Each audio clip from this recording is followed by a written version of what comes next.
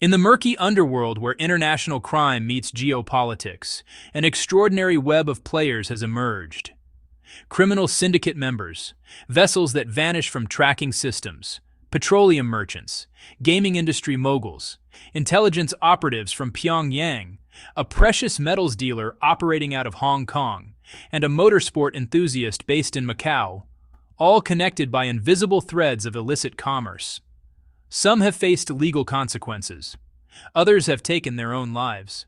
Through an unprecedented collaborative inquiry conducted alongside the Royal United Services Institute, a prominent research organization based in Britain's capital, we're pulling back the curtain on the individuals and organizations that form the backbone of the criminal enterprises enabling North Korea to circumvent international restrictions. The Kim regime has increasingly turned to Chinese organized criminal syndicates, including the notorious Triads, to maintain its lifeline of resources. The country has been forced to obtain petroleum through clandestine channels, operating entirely outside legal frameworks. The ultimate consequence of this underground economy? Pyongyang's weapons development continues unabated, regardless of international pressure. The isolated nation will stop at nothing to secure the fuel necessary to power its missile systems. Throughout our months-long investigation, a pattern emerged with remarkable consistency. Paths leading back to gambling establishments, and more specifically, to an entity known as Sun City. The vulnerabilities that exist within international banking and commerce systems don't just benefit North Korea. They're exploited by numerous actors operating outside the law. For the Hermit Kingdom, the capacity to cleanse illicit funds and move money invisibly across borders represents nothing less than the lifeblood of its military modernization efforts. We're talking about a nation that has developed intercontinental ballistic missiles capable of striking targets on the opposite side of the planet.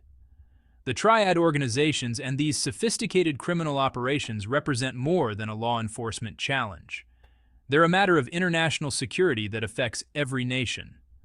This investigation reveals how Asian organized crime syndicates have become essential partners in the petroleum trade that sustains North Korea's ability to threaten the world. In the murky underworld where international crime meets geopolitics, an extraordinary web of players has emerged.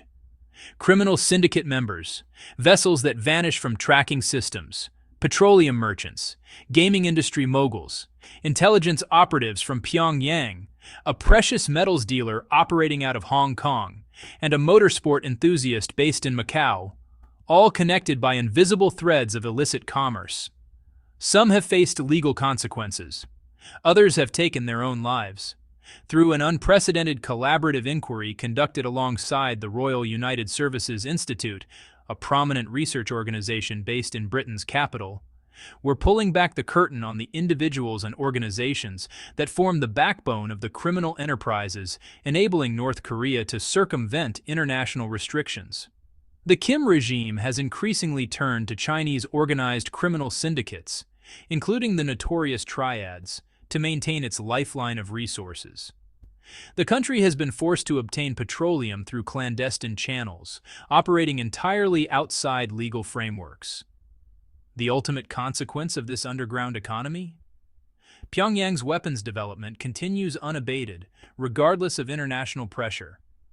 The isolated nation will stop at nothing to secure the fuel necessary to power its missile systems. Throughout our months-long investigation, a pattern emerged with remarkable consistency. Paths leading back to gambling establishments, and more specifically, to an entity known as Sun City. The vulnerabilities that exist within international banking and commerce systems don't just benefit North Korea. They're exploited by numerous actors operating outside the law. For the Hermit Kingdom, the capacity to cleanse illicit funds and move money invisibly across borders represents nothing less than the lifeblood of its military modernization efforts. We're talking about a nation that has developed intercontinental ballistic missiles capable of striking targets on the opposite side of the planet. The Triad organizations and these sophisticated criminal operations represent more than a law enforcement challenge. They're a matter of international security that affects every nation. This investigation reveals how Asian organized crime syndicates have become essential partners in the petroleum trade that sustains North Korea's ability to threaten the world. For the Democratic People's Republic of Korea, access to oil isn't merely an economic concern. It's an existential necessity. Without petroleum and its refined products, particularly gasoline and diesel fuel, not just the nation's economy would collapse. The massive military apparatus that forms the foundation of regime power would cease to function entirely. James Byrne serves as the head of open-source intelligence and analysis operations at the Royal United Services Institute in the United Kingdom. For more than 12 months, he's been leading an intensive examination into how North Korea continues to import fuel despite sweeping international sanctions. We've been tracing the secret petroleum supply lines into North Korea, Byrne explains. Our goal has been to identify the actual people and companies behind these shipments and to understand the methods they use to evade United Nations Security Council mandates. This investigation inevitably led to a particular vessel, a tanker called the Unica. The Unica isn't just another ship in this story. It's perhaps the most crucial element, Byrne notes. This is the vessel that Pyongyang has depended on for consistent fuel deliveries over an extended period. Despite comprehensive sanctions and maritime patrols conducted by multiple nations, the Unica has maintained its operations. The ship has been active in the waters of the East China Sea for years, operating from areas near Taiwan, where it conducts transfers with intermediate vessels. These middleman tankers load petroleum from various ports. Then the Unica shuttles this cargo on a regular basis to North Korea, where smaller North Korean tankers collect it and transport it into harbor facilities. The smugglers employ sophisticated tactics to avoid detection. They conduct ship-to-ship transfers under cover of darkness, often in maritime zones where vessels aren't authorized to anchor. These ships effectively disappear from monitoring systems. Their transponders switched off. They become ghost vessels drifting across the ocean for months without entering any official port. Hugh Griffiths brings 5 years of experience coordinating the United Nations panel of experts responsible for monitoring North Korea sanctions. His work involved boarding North Korean vessels, examining communication logs, meeting with banking officials, inspecting weapons seized from cargo containers, and witnessing the destruction of prohibited North Korean arms. Even in our earliest investigations, we discovered that foreign registered tankers meeting North Korean ships would communicate using the WeChat application, employing coded language, Griffiths recalls. The authentication method was remarkably analog, a Chinese currency note torn in half. The captain of the supply vessel would carry one half, and the ship designated to receive the fuel would possess the matching piece. The only path to preventing these deliveries lies in identifying who's actually moving the petroleum to North Korea. Without that knowledge, interdiction becomes nearly impossible. To comprehend how North Korea secures these oil products, one must first understand how the regime has, across decades, relied on irregular and illegal channels to generate revenue. All our enforcement efforts aimed at bringing North Korea to negotiations should recognize something fundamental, explains Sue Mi Terry, a former CIA analyst who also served on the National Security Council. We need to view North Korea essentially as a criminal organization, one with sophisticated connections to high-level organized crime figures around the world. The historical context is revealing. Following the Korean War's conclusion, North Korea actually maintained superior economic performance compared to South Korea. However, by the 1970s, its centrally planned economy began deteriorating rapidly. The collapse of the Soviet Union in the early 1990s delivered a devastating blow, plunging the country into severe economic crisis. The regime faced a stark reality, Terry notes. There was simply no legitimate path to generate the revenue North Korea needed. The only option was turning to criminal enterprises. According to United Nations reports and independent analysts, the Kim dynasty operates a vast criminal empire. The regime traffics weapons on international black markets. North Korean diplomats have been caught smuggling illegal narcotics, particularly methamphetamine. The country has produced counterfeit American currency, manufactured fake erectile dysfunction medication, and engaged in a stunning array of illegal activities. The list of North Korean criminal enterprises reads like a catalog of global illicit trade, sophisticated counterfeit U.S. $100 bills, arms trafficking, industrial-scale methamphetamine production and distribution, smuggling of endangered species, counterfeit cigarette manufacturing, ballistic missile sales to pariah states like Iran and Syria, and even pirated entertainment media and pornographic materials. Andrei Lankoff, a scholar who has studied North Korea since 1984 and visited the country numerous times, puts it succinctly. The more illegal your activity, the greater your need to interact with local organized crime networks. North Koreans have never sold drugs directly to end users themselves, Lankoff explains. They make contact with local criminal organizations and distribute through them. It's the only practical model. Imagine you're a North Korean procurement officer. Your missile engineers need specialized equipment from abroad. You can't simply travel to a foreign country and walk into a defense contractor's office. It won't work. The only viable approach is to rely on individuals who, for substantial compensation, are willing to do practically anything. That means criminal gangs. This long-established relationship between North Korea and East Asian organized crime syndicates provides crucial context for understanding how Pyongyang responded when the United Nations imposed petroleum import caps. North Korea's paramount objective has always been regime survival. Everything else, economic development, international legitimacy, the welfare of ordinary citizens, takes a back seat to this singular goal. And regime survival requires military strength, which in turn depends on nuclear weapons capability. The international community's strategy was straightforward: apply massive economic pressure through sanctions, forcing North Korea to abandon its nuclear program. That strategy, however, failed completely. The fundamental problem is geographic. North Korea has no domestic oil reserves. Every single drop of petroleum consumed in the country must be imported.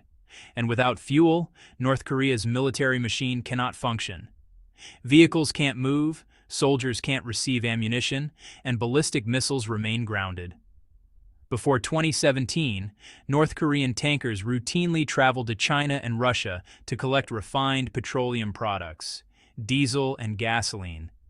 But as sanctions intensified that year, the landscape shifted dramatically.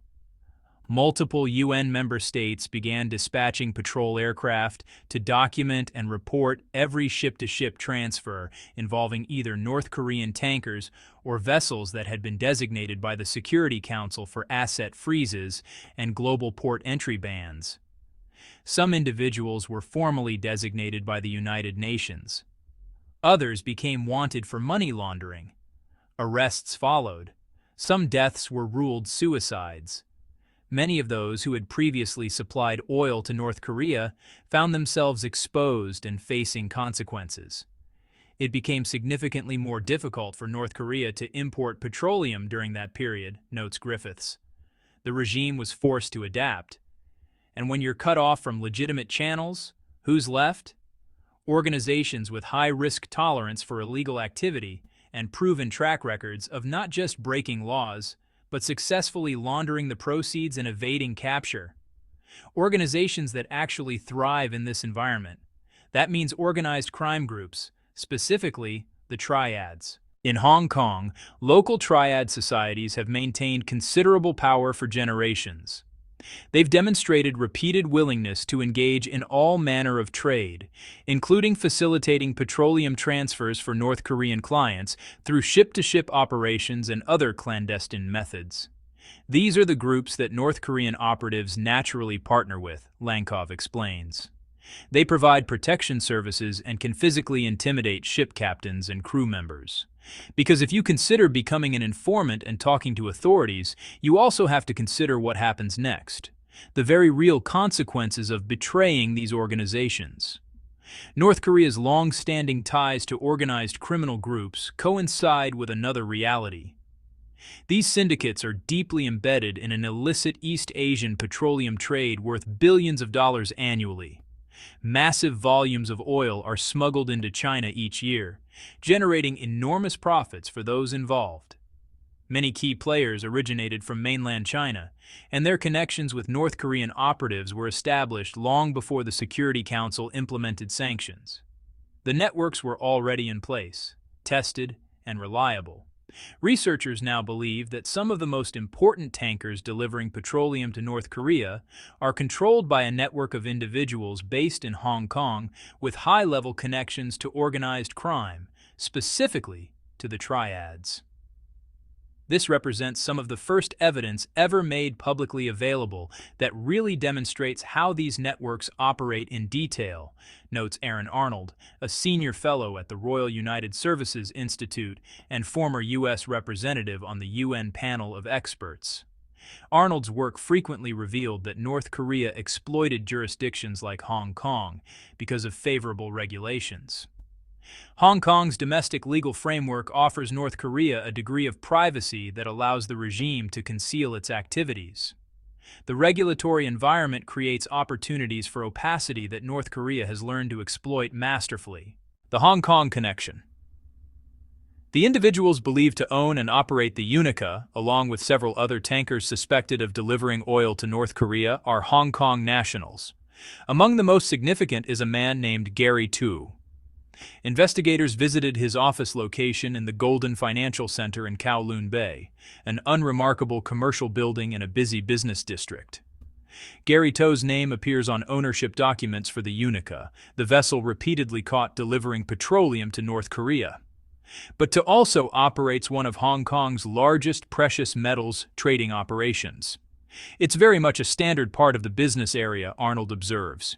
He presents, on the surface, as a legitimate businessman engaged in legal commerce. The gold trading shop, an associated entity in Hong Kong, was, until recently, called Sun Gold Holding. Researchers believe it maintained intimate connections to the Sun City Group, at the time, Asia's largest casino and junket operation.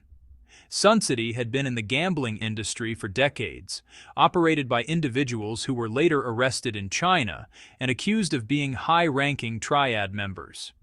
The organization was headed by Alvin Chow, a figure well known not just in Hong Kong but throughout Asia. Law enforcement agencies across the region had been scrutinizing his companies and their operations for years. In late 2021, news broke that Macau authorities had arrested the casino tycoon.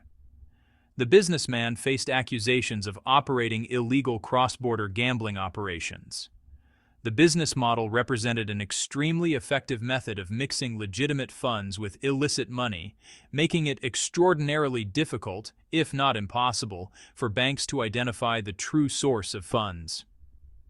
Chow was reportedly a protege of one of Asia's most infamous gangsters, a figure known as Broken Tooth, notorious for his involvement with the 14K Triad.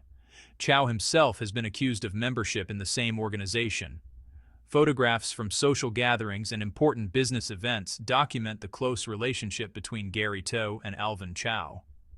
Repeatedly, images surface showing Tu at events alongside senior Sun City Group members, including Chung Ting Kong, an individual identified by Australian authorities as involved in sophisticated money laundering operations and drug trafficking. Understanding the Triads. Sharon Ingrid Kwok has specialized in researching triad societies since her doctoral studies in Hong Kong. She identifies three primary triad organizations operating in Hong Kong: the 14K, Sun Yi On, and Wo Xing Wo. Their operations are extensive and geographically distributed across Asia, Kwok explains. They continue traditional triad businesses, sex industry, illegal gambling. But they've also diversified into numerous legitimate business ventures. Triads have earned their fearsome reputation through willingness to employ violence, which has proven useful for some casino operators in enforcing debts from high-stakes gamblers. Following Alvin Chow's arrest, the Sun City Group shuttered all of its VIP gaming rooms throughout Macau. The investigation revealed connections appearing repeatedly, ties to Sun City, links to organized crime groups, relationships with individuals in the casino industry. The Sun City Group was moving staggering amounts of money out of China into Macau and beyond. Since gambling is illegal in mainland China, it's inevitable that illegal channels would be used to move funds out of the country. On paper, Sun City was basically a gambling promoter, Arnold notes. But it was far more than that. Beyond the publicly listed companies, it maintained extensive networks of businesses across Asia. Those familiar with Sun City and regional law enforcement characterize it less as a casino operation and more as a pan-Asian underground bank, facilitating flows of both legal and illicit money throughout the region. These underground financial networks, like those Sun City operated, are ultimately key to North Korea's ability to operate abroad, Arnold emphasizes. North Korea seeks out jurisdictions with secrecy laws that allow the country to hide its identity, enabling it to repatriate illicit revenue to support the regime's nuclear weapons and ballistic missile programs. The ability to launder money and move it through international financial systems without detection is absolutely critical to North Korea's continued weapons development. During the investigation, researchers uncovered another crucial connection, a link between the Sun City Group and an immigrant family in Macau. The family patriarch was Suen Chuen Pun. Defector testimony and official records suggest that Suen Chuen Pun was dispatched by North Korea to Macau in the 1950s as an intelligence agent with a specific mission: raise money for the regime. Suen Chuen Pun headed the Sun family, which subsequently established a wide array of companies in Macau and other locations. These companies, investigators believe, were paying for the oil being shipped to North Korea through the international financial system, providing a critical lifeline for Pyongyang. As Lankov explains, for a North Korean merchant acting on state orders, or an intelligence operative, Macau was the only place where they could meet contacts and conduct business relatively unnoticed. Lankov also notes, within North Korean intelligence services, assignment to Macau was considered a dream posting. Many individuals at the center of this network have been operating in Hong Kong and Macau for decades. Investigators believe one of the most important figures is Sun Tit Fan. According to family sources, Sun Tit Fan is the grandchild of the original patriarch who went to Macau as a North Korean agent. He's been in business with numerous individuals alleged to be Triad members and others closely connected to identified organized crime figures. His name appears on documents alongside the believed owner of Ryugyong Corp., an entity allegedly involved in narcotics smuggling. Sun Tit Fan is well known in Macau for racing cars in competitions sponsored by Sun City. For years, he operated a company in partnership with Alvin Chow called Sun International Automobile Company, with a showroom in Macau selling Ferraris, Lamborghinis, and other luxury vehicles. Arnold acknowledges, "We don't have every last piece of the puzzle yet, but until now, no one has been able to assemble such a detailed picture of these networks." What emerges is a person intimately connected to North Korea's intelligence apparatus abroad, in business with Alvin Chow and the Sun City Group. And Chow and Sun City were ultimately connected to modern oil smuggling operations to North Korea through Hong Kong nationals like Gary To. This raises a much larger question about China's role. Why does Beijing seem to tolerate this criminal activity occurring under its watch, given that China itself has endorsed these sanctions? China's deep antipathy toward the United States, and by extension many Western powers, has drawn it into close relationships with countries engaging in organized crime or regarded by the West as international pariahs. Griffiths recalls, "When I served on the UN panel of experts, we would regularly notify China about potential sanctions violations unfolding in their jurisdiction. This included ship-to-ship transfers. It was common to receive no response from China whatsoever. Many of the tankers continue finding safe haven in Chinese waters. These networks continue moving money through the international financial system, with starting points nearly always being Chinese banks holding accounts secretly controlled by North Koreans. North Korea presents a genuine dilemma for China. Historically, China fought alongside North Korea during the Korean War in the 1950s, and the two countries share a border. However, Beijing views North Korea's nuclear missile program as the crucial justification that allows America to maintain its aggressive military presence in Asia. In 2017, the United States, China, and Russia managed to cooperate in imposing the oil cap on North Korea. But today, they're not only pushing to ease sanctions, they've been publicly excusing and justifying North Korea's increasingly aggressive behavior. Since Russia's invasion of Ukraine, North Korea has developed a relationship with Moscow, supplying artillery and other weapons in exchange for Russia not implementing sanctions and potentially providing cash or fuel to the cash-strapped regime. Lankoff notes, China was quite willing, until recently, to cooperate with the United States on North Korea. But that's ancient history now. The reality is that those who shield North Korea from consequences of its escalatory missile tests put the entire Asian region and the world at risk of conflict. As Lankoff adds, it's essentially a full-scale Cold War with the United States. Beijing sees no reason to pressure North Korea, which could create instability near their borders. They need North Korea to remain afloat. They need the Korean Peninsula to remain stable and divided. 90% of North Korea's trade is with China. If Beijing truly wanted to cut off trade, petroleum, fuel, and food supplies, it possesses that capacity. But China isn't willing to take that step. It's exceedingly unlikely that Kim Jong-un will ever voluntarily surrender nuclear weapons.